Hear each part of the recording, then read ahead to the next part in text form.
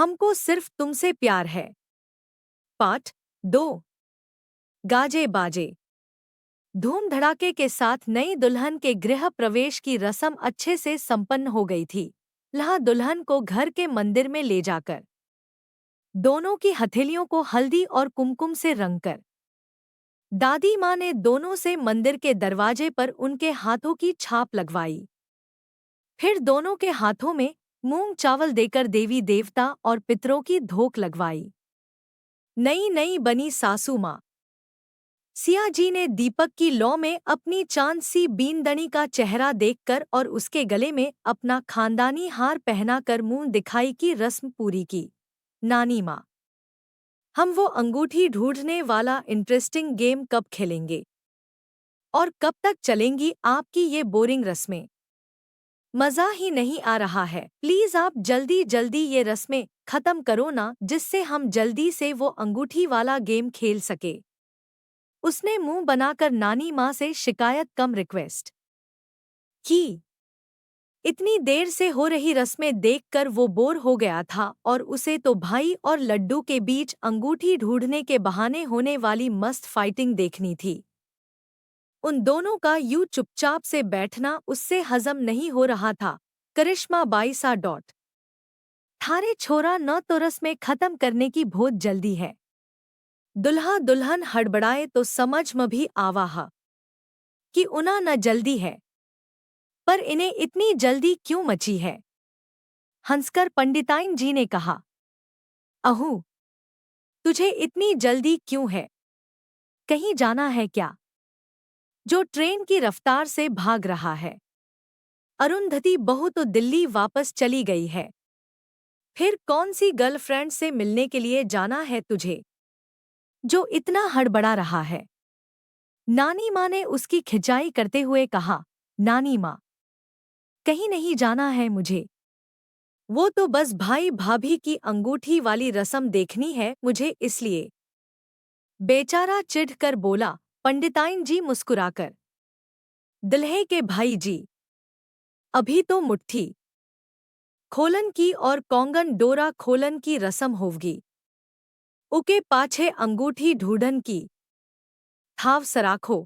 Hall के बीचों बीच फर्श पर बिछे कारपेट पर अव्युक्त और अधीक्षिता आमने सामने बैठे हुए थे और बाकी सब उन्हें घेर कर बैठ गए थे।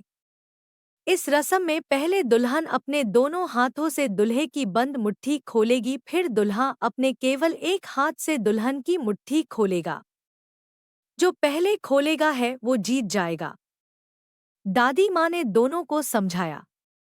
मेहरबानों, कदरदानों और मेहमानों, अब आपके सामने पेश होने वाला है हमारे दुल्हा और दुल्हन के बीच होने वाले प्रथम युद्ध का लाइव टेलीकास्ट। तो भाई भाभी, हो जाओ रेडी। Ready सेडी go dot. अहू ने अपनी कमेंट्री चालू कर दी थी। अव्युक्त ने अंगूठे को हथेली के अंदर करके कसकर मुट्ठी बंद कर ली और मुस्कुराते हुए अपना हाथ अधीक्षिता की तरफ बढ़ा दिया। वो अपने दोनों हाथों से अवी की मुट्ठी खोलने की कोशिश कर रही थी, पर अवी की मुट्ठी तो अंगद के पैर की तरह जम गई थी, खुल ही नहीं रही थी। उसने धीरे से पलकों की झालर उठाकर अपनी बड़ी बड़ी आंखों से अवी की तरफ नाराजगी से देखा। वो भी उसकी नजरों से अपनी नजरें उलझाकर मुस्कुरा दिया था। उसकी आंखों में झांकते हुए वो मन ही मन में बोला, क्या हुआ वाइफी, मुझे तुमसे बात ही नहीं करनी? मुट्ठी खोलने की कोशिश करते हुए ही मन में उसने जवाब दिया, भाई, जिस हिसाब से भाभी आपको प्यार भरी नजरों से निहार रही है ना, मुझे तो आप अभी से ही सितारे गिनते हुए बालकनी में नजर आ रहे हैं। मेरी सलाह मानो और चुपचाप से मुट्ठी खोल लो, नहीं तो पता चला आपकी थानेदारनी ने भी ऐसे ही कसकर अपने दिल का और कमरे का दरवाजा बंद कर लिया तो। अवी को डराते हुए वो तिरछा मुस्कुरा कर बोला। उस नज़ारे को इमेजिन करते ही अवी ने तुरंत ही मुट्ठी खोल दी और बेचारा अवी अपने एक हाथ से नाजुक दिखती पर कड़क अपनी वाइफी की एक उंगली नहीं खोल पाया था। मुट्ठी तो दूर की बात। हे, भाभी जीत गई, भाई हार गए। अद्दू की चाल काम कर गई थी। प्रथम रसम युद्ध की विजेता है हमारी प्यारी दुल्हनिया।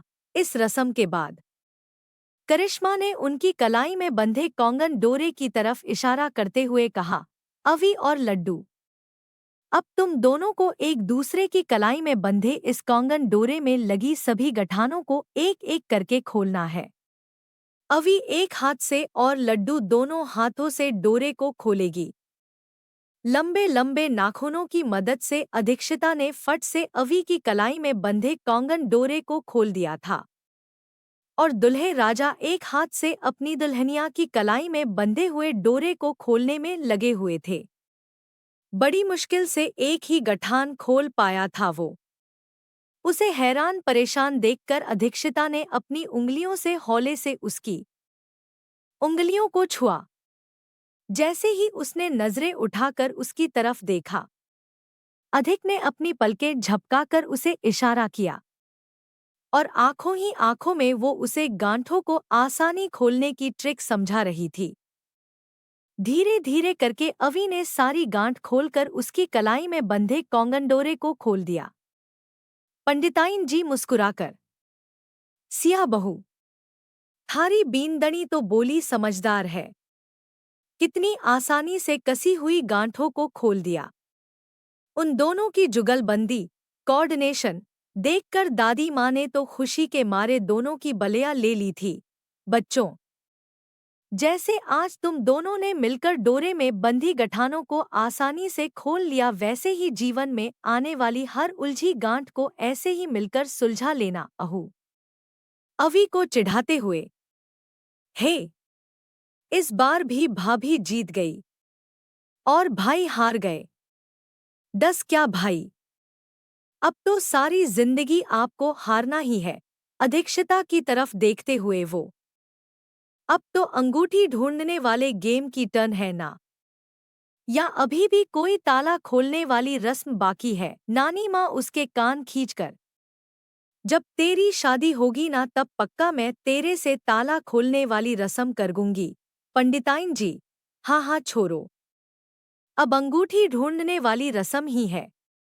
तू तो अयो उतावलो हो रह्यो ह, जैसे अंगूठी मिलते ही ये दोनों तन्ने अंगूठी दे देसी। करिश्मा अवयुक्त और अधीक्षिता के बीच में दूध, पानी और गुलाब की पंखुड़ियों से भरी पीतल की परात रखती है। अपनी हथेली में दोनों का कांगन डोरा, हल्दी की गांठ, सुपारी सिक्का, चांदी का छल्ला लेकर अपने हाथ को परात में गोल गोल घुमाते हुए पानी में छोड़ देती है। फिर दोनों की तरफ देखकर मुस्कुराते हुए बोली, जिसे अंगूठी ज्यादा बार मिलेगी वो जीतेगा, और जो जीतेगा पूरी जिंदगी उसी का राज चलेगा और दूसरे को उसका हुक्म मानना पड़ेगा। रौनक बीच में कूदते हुए, अरे बेटा जी, ये तो कहने की बातें हैं। हमारी बारी तो मैं ही जीता था, पर तब भी और अब भी राज तो हमारी धर्मपत्नी का ही चल रहा है और मैं ही हमेशा सिर झुकाकर बोलता हूँ, जो हुक्म मेरे आका। सही कहा ना भाग्यवान? वैसे किसी महान आदमी ने बिल्कुल सही कहा है, जमाना तो है नौकर बीची का। उसकी बात सुनकर सभी हंस पड़े थे और करिश्मा अपने बड़बोले पति को घूर रही थी और साथ ही साथ उसे आंखों ही आंखों में धमकी भी दे डाली थी, आज तुम मिलो मुझे घर पर, रात को बालकनी में मच्छरों के साथ ना सुलाया तो कहना। अरे भाग्यवान, मैं तो बस लड्डू को हंसाने के लिए बोल रहा था। अब ससुराल में पहले दिन उसे भी तो थोड़ी थोड़ी लिटिल लिटिल धुकधुकी सी हो रही होगी, बस इसीलिए, नहीं तो मेरी कहाँ मजाल जो मैं अपनी बीवी के बारे में कुछ बोलने के लिए अपना मुंह खोलूं।